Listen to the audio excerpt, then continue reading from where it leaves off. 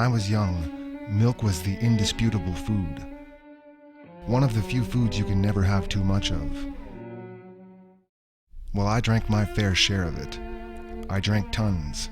I drank enough for my whole family and then some. Didn't we all? Milk's got the kick that gives you more. Health kick. More nutrition in every pore. Health kick.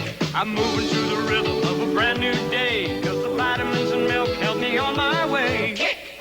So get on a health kick, let it pour. America's favorite health kick. Get on a health kick, milk's got more. Have more milk, 'cause milk's got more. Everyone agreed that milk was good for you. I was never told to slow down, never told I was having too much. It was liquid food. It satisfied thirst and hunger at the same time. What other foods can do that? Milk made you grow tall. Milk helped your bones grow strong. But as I grew older, my mother started having second thoughts about that. Soon enough, she started telling me to stop all dairy products when I was sick with a cold or an ear infection. I thought that was the weirdest thing I had ever heard. Shouldn't I be drinking more milk when I'm sick? I have forever wanted to know the truth about milk. Some people love to love it. Some people love to hate it. Some people can't even believe we're talking about it. Surely it can't be so complicated to uncover the truth. Is it good or not?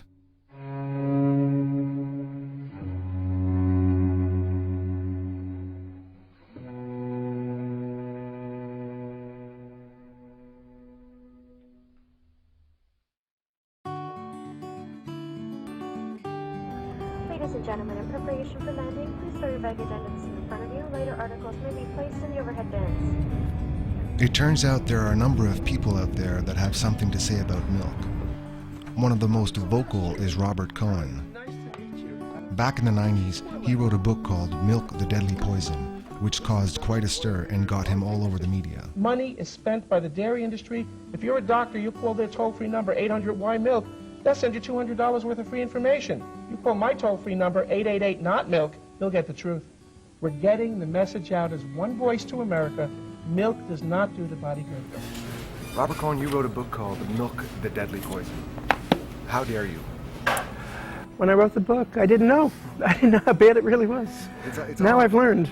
It would have been a stronger title. Milk is the most consumed product on the planet Earth. It consists of pus with hormones and glue. It's very tasty.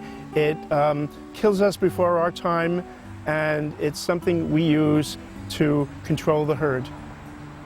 Ouch. That sounds a little rash and dramatic.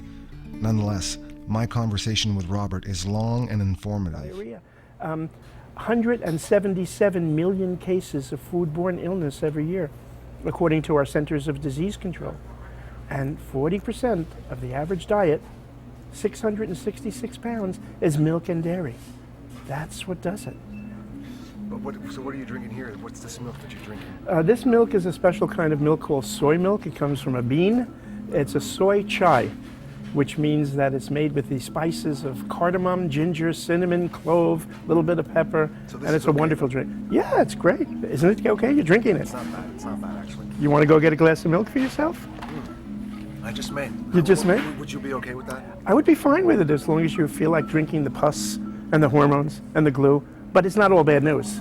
Okay, you will be getting. What's the good news? You'll be getting lots of estrogen. You'll be getting lots of progesterone. And do I need those things? Only if you want them. Really? Yeah, they will work. Well, I haven't had a glass of milk in a while. I think it might be, it might be fun. If you think you can tolerate the milk and my comments, go for it. Aren't you being just a little too overdramatic about this? Is it that bad? Seriously? It's worse. There we go. Okay. I'll be right back. To his glass of milk, to his learning experience.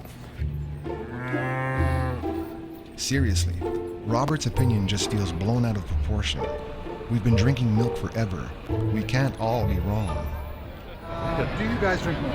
Yes. Of course, yes. Lots of milk? Yes. Yes. Every morning. Love milk. Everybody should drink milk. Yes.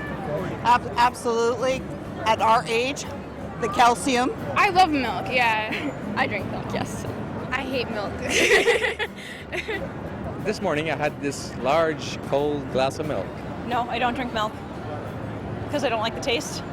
I drink a lot of milk, actually, like a lot of milk. When I drink milk, I have stomachache. From a cow. I have it every day on cereal for breakfast. I've been drinking milk all my life. I sometimes have a glass with a cookie. We call them biscuits, but I'd have a biscuit and a glass of milk. I mean, like, who doesn't like milk with cookies? Like, it's so good. Who doesn't like ice cream that's made out of milk? It's always cold, it's always in my fridge, and it's always available. There's a lot of people that are saying that milk is not good for you. Have you ever heard that? Nope. Never. No. Did you ever hear that milk might not be good for you? Well, my friend's vegan and she tells me that all the time, but... Oh, if you want someone to whine about something, you'll find somebody to whine about something, and you'll find a study with screwed stats that'll also whine about something, so I'm sure there are lots. What else are you going to drink if you're not drinking milk? I don't know. I never heard about that. No. Let's not get overzealous. And so you've never heard that it might not be good? No, never. Where's this from? A lot of books have been written on it now. Really? Yeah. No, never heard that at all.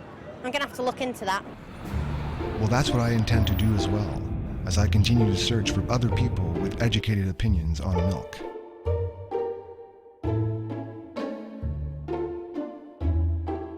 So my name is Art Hill, and I'm professor and a chair in the Department of Food Science at the University of Guelph. Yes. But you don't want me to give you one-word answer, I'm sure. Yes, dairy products are good for your health. And some of it is you know, the things that your mother told you. In fact, if you make the list of all of the essential mineral nutrients, they're all in milk. And certainly milk is perhaps the best source of calcium. Dairy products or milk and alternatives are good for us because our body needs calcium. Primarily it's for calcium. We need a certain amount of calcium every day in order to either help our bones grow if we're young or to help maintain our bone density. It is really difficult to get enough calcium if we don't include milk in our diet. Yes, broccoli contains some calcium, bok choy as well, almonds as well. However, the bioavailability of calcium in plant products versus milk and alternatives varies. We only absorb maybe 10% of the calcium from broccoli because it is less bioavailable. The calcium is less available in certain plant products than it is in milk and alternatives. The calcium in milk is released more slowly during the digestive process, so it has a better chance to be absorbed. Now this makes sense to me. It's in line with what I've always felt. Milk is good, and it inspires me to get closer to the source, which lands me in America's dairyland. I have a firm belief in the goodness of the nutrition that dairy products can bring to the, literally to the table as an essential part of daily nutrition. Pete Harden is a senior editor and publisher for the monthly paper The Milkweed, which analyzes the economics, the marketing, and the political climate of the U.S. and global dairy industries. The milkweed is regarded, for better or worse, as the cutting edge of analysis as to what's going on in the dairy industry. We do no news releases. It's all original reporting and a lot of investigative reporting. People who are familiar with it either like it or hate it. Oh, I drink milk every day with the main meal. Every day. That's a key part of the main meal. In my opinion, milk and the array of dairy products available are fundamental nutrition. Cow's milk contains a complete protein, readily available to most human beings. Milk to me, when I was growing up, was on the table at every meal. Milk in our little corner of New Jersey was almost the only economic show in town. There were 4,000 dairy farms in my county when I was a kid.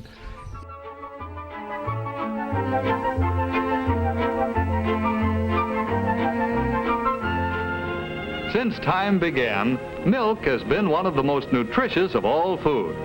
Composed of proteins, butter fat, carbohydrates, calcium, and a complete assortment of all the vitamins required by man. Truly a wonderful gift from nature. But only during recent years has milk been brought up to its present high standards of purity and goodness. Remember the milking conditions of yesteryear? Compare them with the improved and vastly more sanitary operations of today. Today in Wisconsin, dairy is big business. And dairy farms can get quite large. The largest family-owned dairy is owned by John Pagel. My dad came back from the service after World War II in 1946, bought an 80-acre farm, and he started milking 8 cows. And we currently have just shy of 8,000 acres, and we're milking 7,000 cows in 2 different locations. We produce about 10 million gallons of milk per month.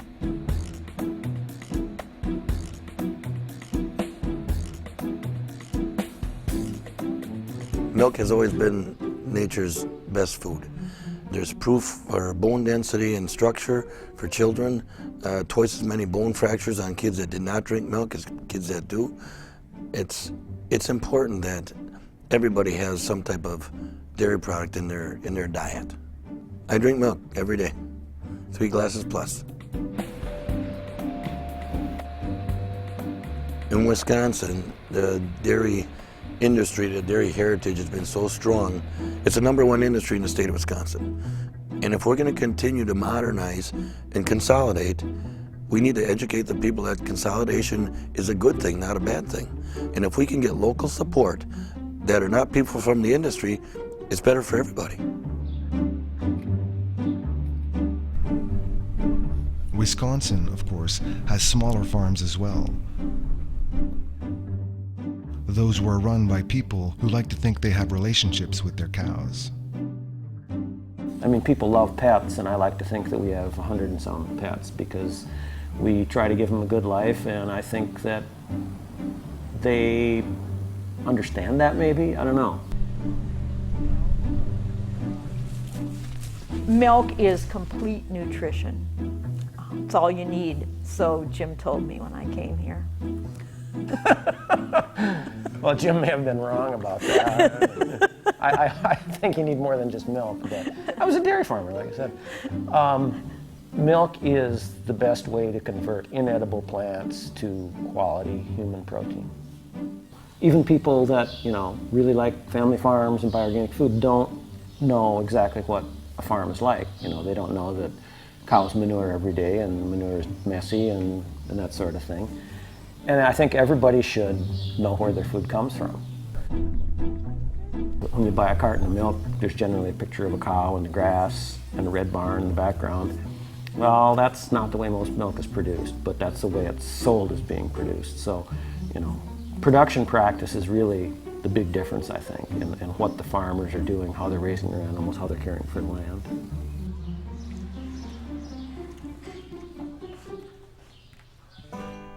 In Canada as well, we find farmers just as committed to producing quality milk. Well, our farm is a family farm. It's run by myself and my parents, maybe someday one of my children, but I wouldn't consider it a factory farm per se. All our animals are, purebred registered animals that have names. We don't refer to them by number. I do drink the milk from the farm, and the first response anyone gives for why you should drink milk is calcium, but I'd like to think that milk and milk protein and cheese are both nutritious and delicious, so I may be biased a little bit being a dairy producer myself, but I like knowing where the milk that goes in my fridge comes from. I like the thought that I provide food for thousands of people.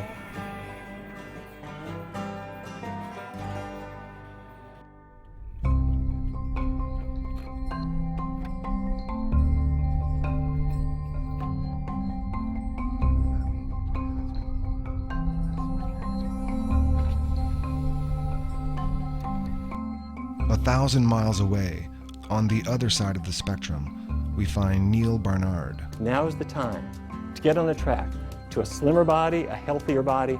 A physician and clinical researcher with the George Washington School of Medicine in Washington, D.C. Milk is the perfect food if you happen to be a little baby calf. And other than that, it's really quite unnecessary. Published in many leading scientific journals and is also the president of the Physicians Committee for Responsible Medicine, which conducts research on preventive medicine, more particularly good nutrition. There is some nutrition in milk. There's calcium in milk, for example. The problem is that everything that goes along with it is something that you can get in a much healthier form somewhere else. My research team used a low-fat vegan diet for people with diabetes, and what we found is it's terrific. The medical establishment's view on milk really is changing. Up until fairly recently, people would say it's the perfect food. It's got calcium, it has protein, it has fats, and so forth.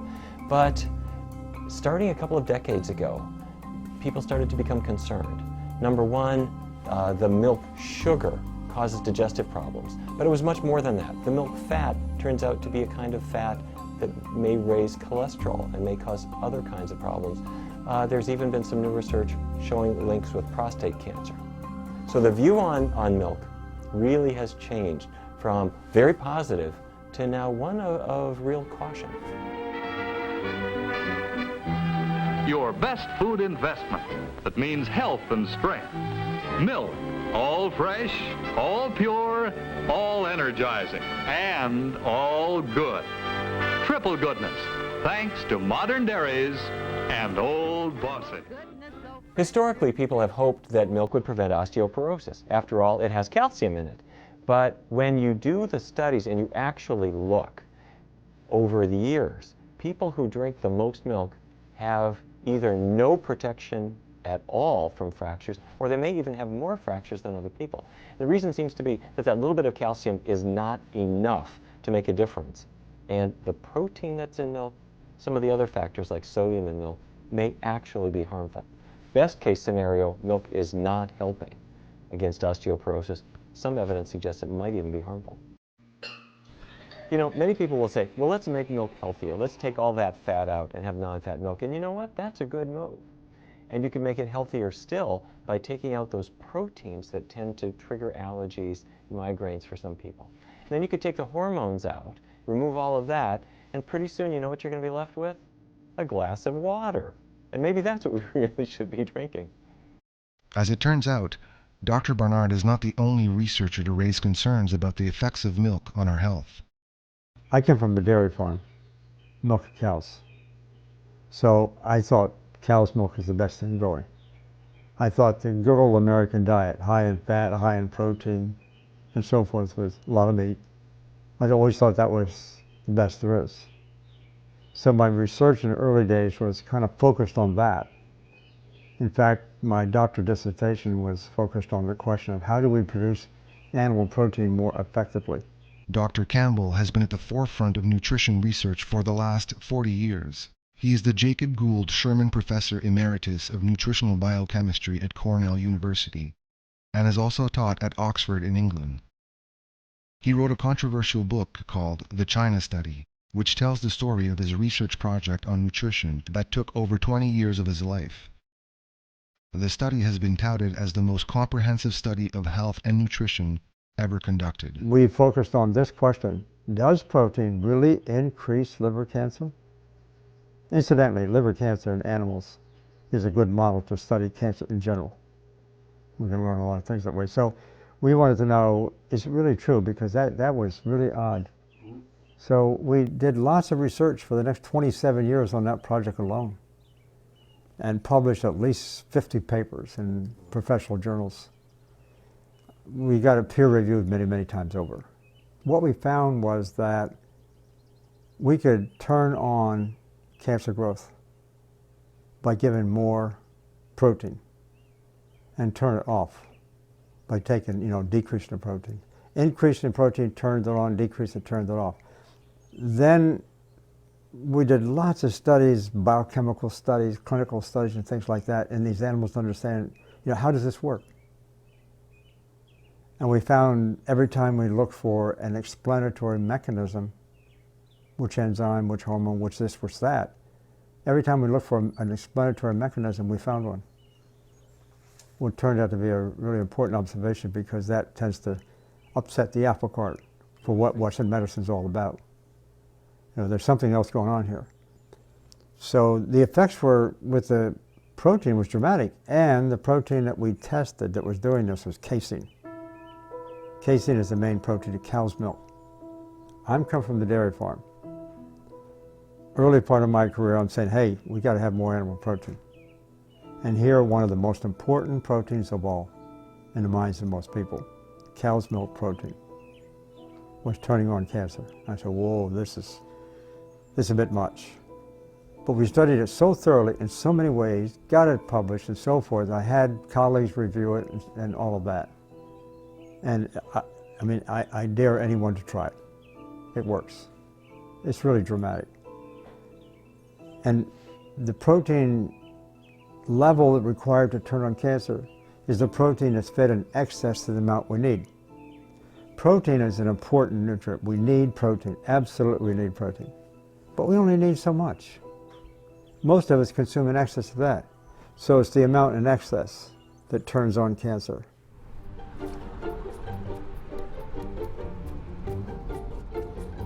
Robert, you tell me not to drink this milk, and I'm so tempted. But when I look into this milk, I see good, clean, wholesome, liquid, perfect food. What do you see?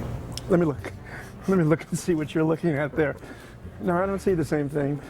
The key to disease is animal protein. 25 years ago, the average North American ate 10 pounds of cheese per year. Today, it's 34 pounds. It takes 10 pounds of milk to make a pound of cheese. Is it all in the milk, really? I mean, it's all in the milk. Even though we have more studies than ever showing that milk and dairy products can be linked to certain disease conditions, the market is going in exactly the opposite direction. People are consuming more cheese, for example, than ever before. Yogurt is arriving and people are thinking this must be healthy, but it really isn't. And I just looked at the figures. About a century ago, the average North American consumed less than 4 pounds of cheese per year. Today, we're over about 33 pounds. I'm talking about one person in the course of a year. And that's pizza, the cheese that's on burgers and so forth, and it fattens us up and it makes us unhealthy.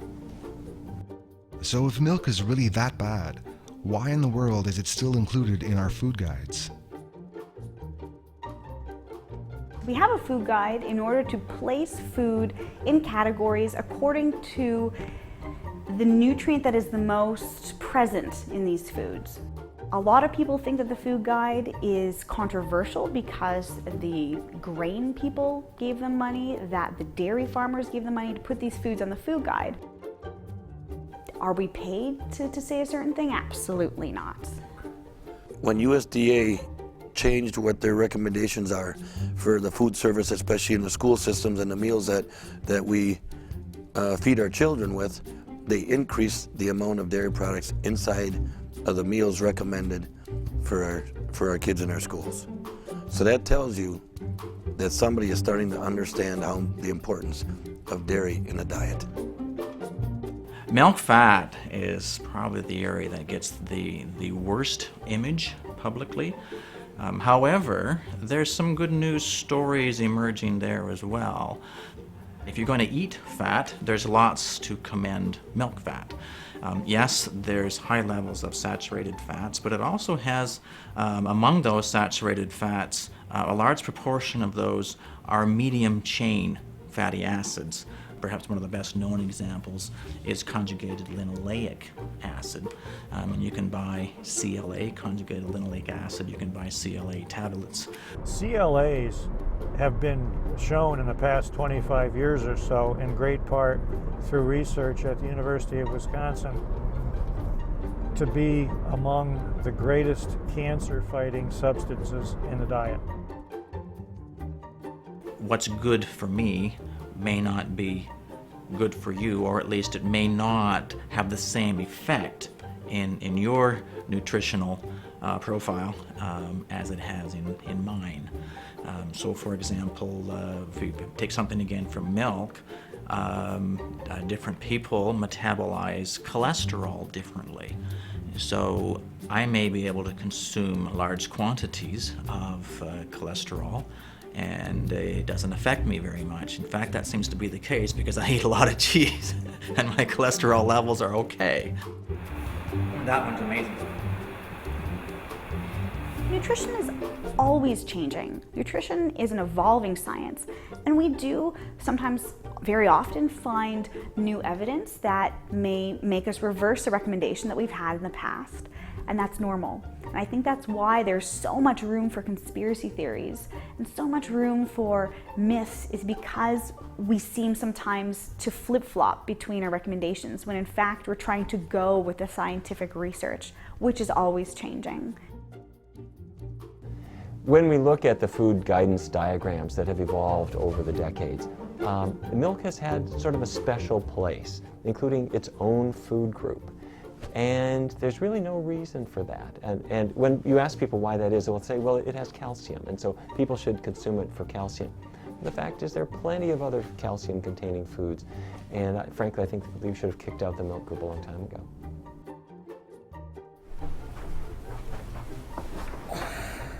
When I testified, I was one of 27 Americans to testify before the Food Pyramid Committee, and Dr. Eileen Kennedy, who is an undersecretary of USDA, instructed the 27 of us to let USDA know who we were, the name of our organization, and who finances us.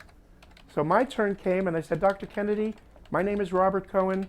I'm with the Dairy Education Board. We have a shoestring budget. I pay for my own shoestrings. But then I pointed to her in front of TV cameras and I said, the American people want to know who finances you. And I heard gasps in the audience. Ooh, what is he saying? Because I've researched you. You're on the board of directors of the Dannon Yogurt Research Foundation. And I went down the line. Dr. Garza on that committee gets $500,000 a year from the United States Department of Agriculture to promote milk at Cornell University's agricultural research program.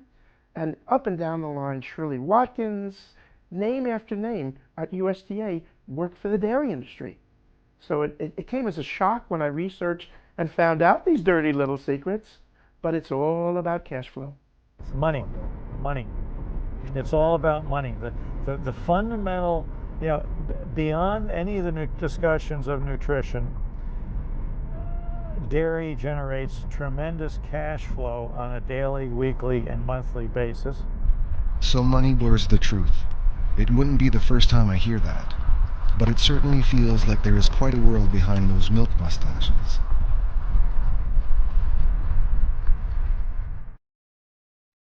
An industry that has yet to accept my invitation to talk or answer my questions. We've got 2 lobbyists, 2 attorneys, and a board of directors that represents about 900 dairy producers and companies that support the dairy industry. Their mission is to have a seat at the table when it comes to regulatory issues, and then also to work with politicians and try to get the right people elected that understand the importance of the dairy industry in Wisconsin.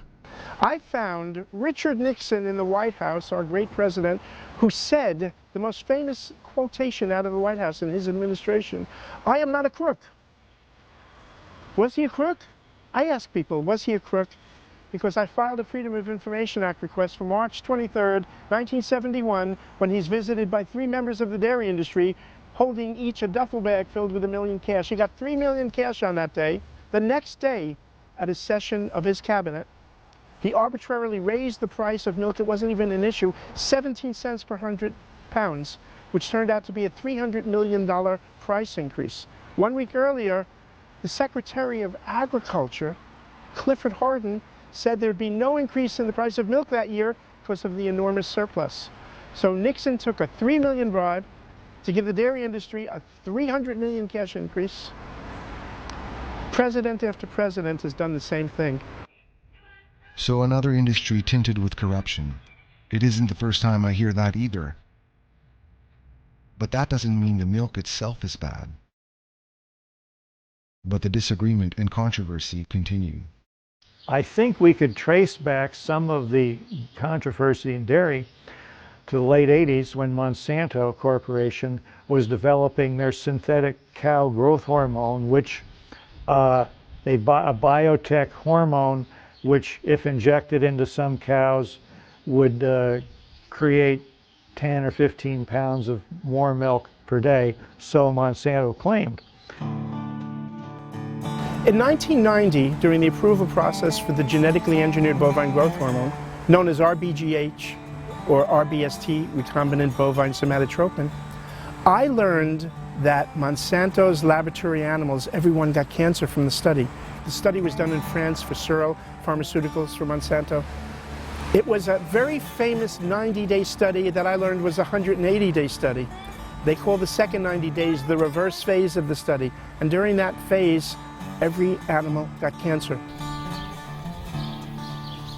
The RBGH was approved at about the time we were starting to question, the whole industrial chemical farm system. So all you wanted to do is to get that cow to give more milk to make more profit, basically for the people that were producing the growth hormone, not the farmers. So no, in fact, maybe that was one of the things that really galvanized us to continue into organic and to become really, I guess what a lot of people would say, activists on a lot of farm and social issues. The recombinant bovine growth hormone controversy was the origination and then development of the organic dairy sector. Producers and consumers started voting with their pocketbook. Consumers are willing to pay a premium for what they perceive to be a more natural product. Well, the U.S. is allowed to give growth hormones to their cows in order to produce more milk. In Canada, it is banned. We are not allowed to buy and use growth hormones on our cows. There's something in cow's milk called IGF-1, insulin-like growth factor. In test tube studies, it causes cancer cells to grow. Nobody wants to be drinking that. And they discovered that when you inject growth hormone into cows, it increases that IGF-1 in the milk. So organic farmers said, well, we won't use growth hormone. We won't use this at all. And that's a good move, except then it has turned out that what causes the IGF-1 in the human body is just drinking the milk. It's the protein and the sugars in the milk causing the IGF-1 to develop within your own body. And that's true if it's organic or not. But why does it have to be so complicated? It's all about IGF-1 and RGBH and all hormone this and hormone that. It's good stuff that we've been drinking for thousands of years. Why can't it just be good? Well, what's the problem? Are you not sort of like conjuring all this up? Are you making it up? Are you just trying to be dramatic? It's mind-boggling. It's mind-boggling how complex and controversial milk is. And I wish you luck putting it all together in your film project.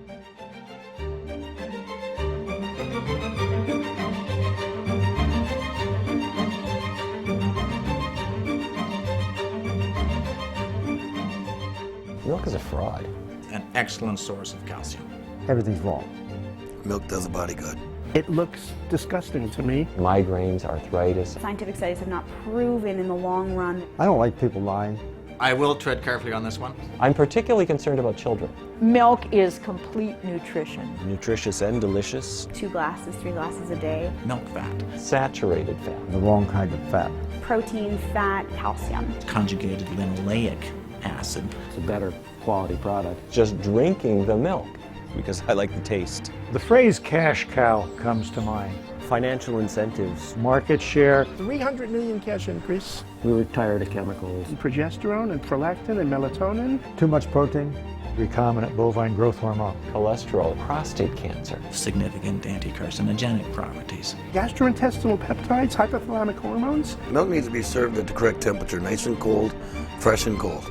We don't drink pig milk. We don't drink dog milk. Kids are more obese today than they've ever been before. I eat a lot of cheese. The good old American diet. We don't drink elephant milk. I find it personally offensive. Nutrition is always changing. Somehow we delight in the thought of drinking this big 2,000-pound beast that has feces on its underside. That's the milk we enjoy. We think it's wholesome. And it's not. Milk is, as far as a food is concerned, it may be our biggest problem we have to face in the future.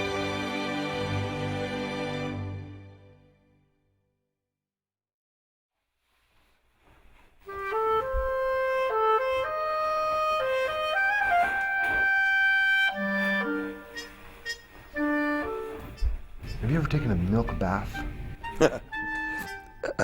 Not on purpose. Would you want to try, maybe? I'll try anything once. No.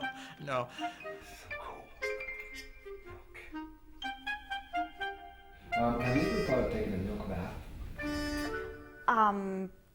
No, but I wouldn't necessarily be against it. I heard that the properties for skin, especially if it's curdled milk, I heard that Cleopatra at one point was said to bathe herself in goat's milk. It's fucking cold.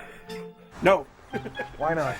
Because I'm disgusted. I'd rather go into the Hudson River in New York City and have a feces bath.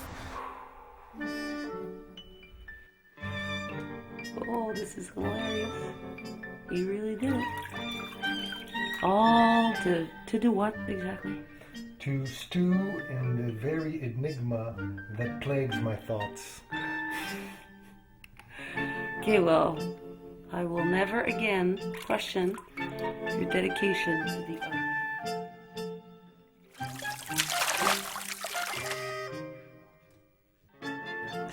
art. Never been tempted.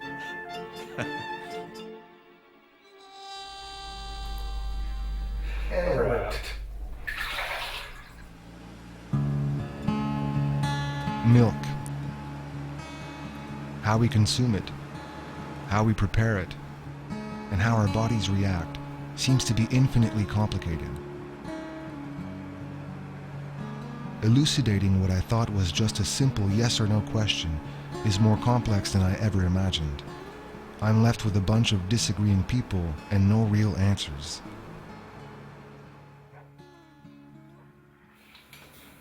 And yet, I find another perspective to consider in the story of Michael Schmidt. Milk is crystallized love, when you really think about it. Milk is the first thing a baby gets from the mother when the mother and baby separated. The only thing what connects them is actually the milk. So when you think about it, that the sacrifice a cow is giving by providing this milk as nourishment for others, I find it very fascinating to look at that from that point of view. In order to know what bread is, you need to be hungry. In order to know what water is, you need to be thirsty.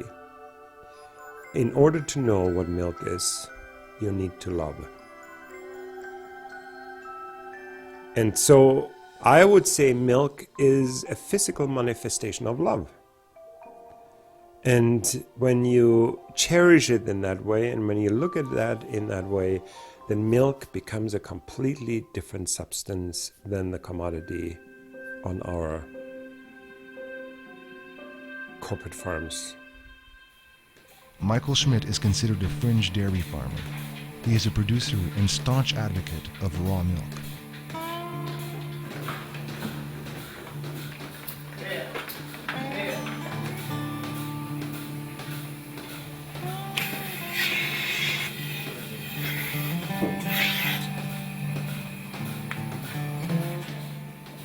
I even don't know if I would drink milk if I wouldn't have my own milk or if I wouldn't have access to raw milk. I probably just would say, well, do you know what, forget it. I don't want to drink it.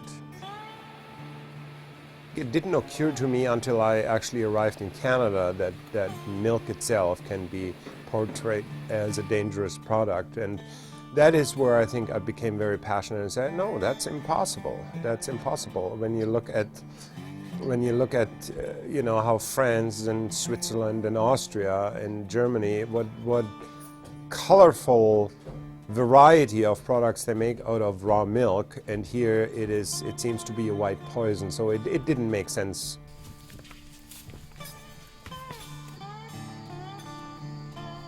I think we have lost the concept of the art of farming.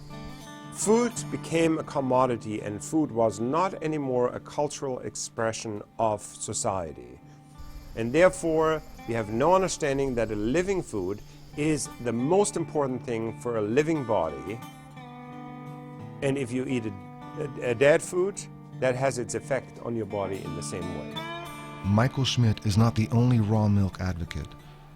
Raw milk seems to be a growing trend.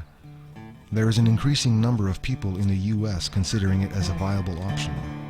Conventional milk is produced, the animals are kept largely in confinement, eating a mostly grain-based diet which causes all kinds of health problems in the animals and produces a milk which is not at all like the milk that comes from a grass-fed animal.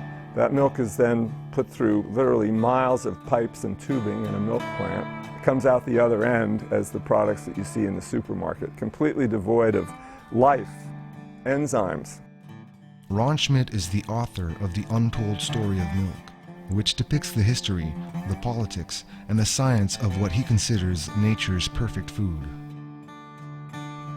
Raw milk, on the other hand, particularly from an animal that's out eating pasture, is a rich, vibrant, and enzyme-rich, life-supporting food. Raw milk has a sweetness and a freshness and a vibrance to its taste that might take some getting used to, but if you give it a chance and get used to it, it's like the difference between eating cardboard and eating a good steak, cooked the way you like it. Raw milk saved the colonies. They were floundering in the 1600s, in the early years of the establishment of the colonies on the East Coast, until literally a couple of boatloads of cows arrived. And the cow was absolutely essential in the settlement and development of early America. Raw milk was an essential part of a natural foods diet that would reverse the course of disease. And doctors knew that at the turn of the 20th century, around 1900. And there were hospitals in Europe where they specifically had therapies based on raw milk. Along with that, there were proponents of pasteurization who said, no, let's just pasteurize all milk, not worry about how it's produced, and just pasteurize it and it'll be safe that way. Why are we fooling around with our food when we actually can have it right off our cow in the way how it's supposed to be? The notion that all pasteurized milk is safe and all raw milk is dangerous is purely a political notion. Politically, sorry to say, food is a weapon. Food is a weapon. And when you have food in the hands of a few corporations, you control people. So, and that is where we get into the big political picture here. Do not underestimate the power and the danger we are in because of the concentration of foods, of the food production into the hands of a few big corporations. Not only is the truth about milk more complex and elusive than I'd thought, it's politically and legally complicated too. Sticky, messy, and sometimes sour. My son had watched already in the morning that there was a police car and a truck sitting, very close to our entrance at the farm, and said, well, that looks kind of strange. Conducting an investigation into the illegal sale of milk and milk products, which are unpasteurized, coming from this location. We have a warrant to search your residence here. The entire farm flooded with armed officers. They were securing buildings. They were running to doors. They took basically the farm apart. They took equipment out, took computers away. And it was pure harassment. It was pure scare tactic to get us out of that, track to legalize raw milk. So it was a real attack on a small farm. After 10 years of legal wrangling, Michael Schmidt gets his court verdict in January 2010. I didn't expect such a clear verdict. It's, what's it called? Not guilty on all charges. But the debate continues and the battle is not over. The government filed an appeal in 2011, pushing Schmidt to go on a widely publicized hunger strike, asking for open dialogue. It has to be a human right that we have the right to choose our food. And that is worthwhile fighting for. I mean, I don't want to say it, but it's almost worth dying for. After 40 days, Ontario's Premier gives Schmidt a chance to make his case to caucus. With the appeal date expected in mid-2012, Michael Schmidt continues to produce and distribute raw milk. His future, however, remains unsure. Raw milk is a way for you to be strong and healthy. It is freedom from disease. It is freedom from political oppression. It is freedom for the human spirit. It is freedom to live the way human beings have historically lived, not the way they live today under the yoke of corporate power. Raw milk, yes or no? That's a huge political issue. I would estimate in the U.S. that behind use of marijuana and income tax evasion, raw milk is probably the third highest form of civil disobedience in this country. In the past week, there's a AP, an Associated Press article estimating that some 9 million Americans, at least semi-regularly, consume raw milk. So raw milk, could it be the way back to the simple goodness of milk? Could it settle the current tug of war over its merits? If raw milk sales were legal in Wisconsin, we'd consider doing it. On my cereal, I use raw milk. If I'm making chocolate milk, I'll use raw milk. You know, pasteurization doesn't only remove the bad bacteria. So my personal preference is to drink milk right out of the bulk tank. I've been drinking raw milk for 32 years. It's never made me ill. We live in a society where everybody is afraid of something, and we think it has to be manipulated to make it safe. And I'm not of that way of thinking. As a society today, we've become a bit germophobic, and our goal is to kill 99.9% of all bacteria. And I don't think that's necessarily the approach that we want to take. Good bacteria can be found in raw milk, I agree with, and I think that's been proven. The way that the milk is produced right now for mass production is not suitable for raw milk production. If you were to all of a sudden snap your fingers and reinvent the dairy industry so that raw milk was a safe alternative, sure, I would definitely think that there would be benefits to drinking raw milk. But yet again, there's no consensus here either. I hear this argument all the time, you know, my grandmother and her grandmother before her, and we've had 6 generations, and we've always drank the raw milk from our cows, and nobody ever got sick. That may be true, but you probably don't know how many people actually got sick from consuming that. All those flus you had were probably from consuming pathogenic bacteria in your farm products. All milk should be pasteurized. It's for the safety of your own family. It's for the safety of the consumers. What I'm concerned about, I know people say it should be a personal choice. When I grew up on the farm, my parents had a pasteurizer in the kitchen sink, and we pasteurized our milk. I did not grow up on milk that was not pasteurized. And I'm concerned for people that do drink raw milk, that if they get sick, all dairy products or all milk will be looked at as a dangerous item. Some people advocate raw milk, and frankly, I think you have to live in a country that has really good health insurance in order for you to want to do that. It's a product that comes out with traces of bacteria in it, some of which can be deadly. And the idea of consuming that, I think, is something no one should contemplate. It's dangerous. It really is dangerous because, you know, one of the reasons it got pasteurized is because of the organisms that it can carry and can cause problems. Anytime you take something that's not pasteurized or something that's raw, there are risks of getting sick from various bacteria. Some people may read more into the health benefits of raw milk, and some people may think it's terrible. I've been to university for long enough that I can find a scientist that can statistically prove both sides. So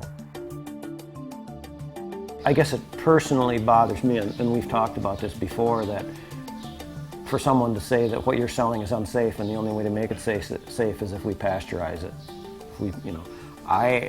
If we aren't producing a safe product as it comes out of the cow, why would we want to sell it? I mean, that's just would be just wrong. In 95% of the cases of our cowshare members, the milk made them healthier. For God's sakes, people can buy cigarettes and guns and cars, and we know that they're dangerous. If the government infringes on the right that people actually can feel better with this food, then it becomes a severe constitutional question. I think people should have the choice, but the main thing is they need to know where it comes from. They need to have confidence in the farm, and that's not, or shouldn't be, just for raw milk. It should be for anything you eat.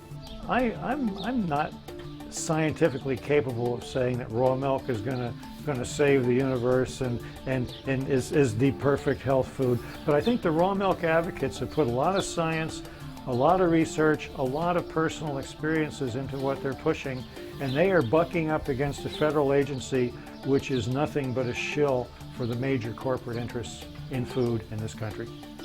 There's very little, if any, evidence that says there is anything more healthy about raw than about pasteurized.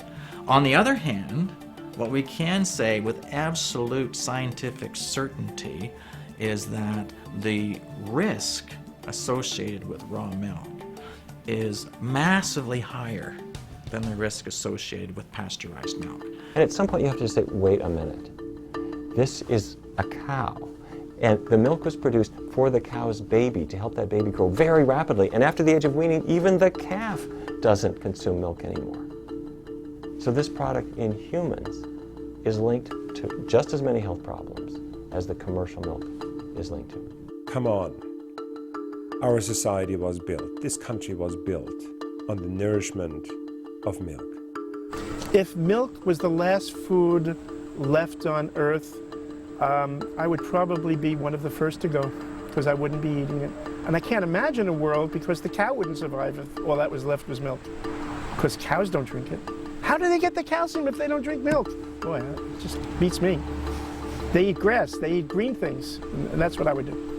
If someone would rather eat tofu and nuts, you can have my share. Why do you think milk is so controversial? Because it's a food. Because it's a food. Everything is controversial in the food world. Food is a very passionate issue. In many of these controversies, the truth is always somewhere in the middle. If someone gives you a straight up answer, they're probably not considering all angles. All milk should be pasteurized. With absolute scientific certainty. Traces of bacteria in it, some of which can be deadly. Why are we fooling around with our food? Good bacteria can be found in raw milk. It's dangerous. It's purely a political notion. Worth dying for. We're talking about food safety. Heart disease, and the asthma, and the diabetes. That body of research is overwhelming. Let's not get overzealous. Well, the information on milk over the years has been a serious distortion of the facts. Milk has always been nature's best food. Yes. No. Yes. No. No. Yes. No. Homogenization. Pasteurization. Raw milk. Rich in enzymes. Quality. Safety. He's seriously questioned. It's mind-boggling. It's mind-boggling how complex and controversial milk is.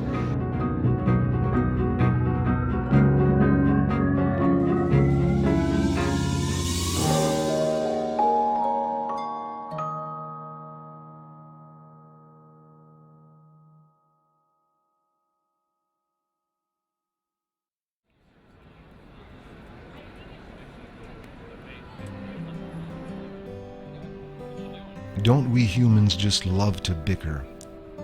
The less we understand, the more we argue, and the more polarized we become. We rush to side with assumption, speculation, hypothesis, and especially the so-called scientifically proven. After 2 years of inquiry, I'm still left with a group of experts that disagree, and the same question that leads to many conflicting answers. What I do know is that there is a reason milk has coursed through the veins of our society for thousands of years. Milk is precious. But could it be that we've abused it? The story of milk is complicated and personal to many people, especially when it is so deeply tied to the very first emotion we were so willing to feel when our mothers first held us. It's always healthy to welcome discussion, and it's healthy to strive for the right to make an educated choice. But for this, we need the education and the chance to choose. My mother raised doubts about drinking milk when I was young, only because she wanted me to be healthy. She did the best she could with the information she had, and I couldn't be more lucky. And it is now my turn to raise my own child.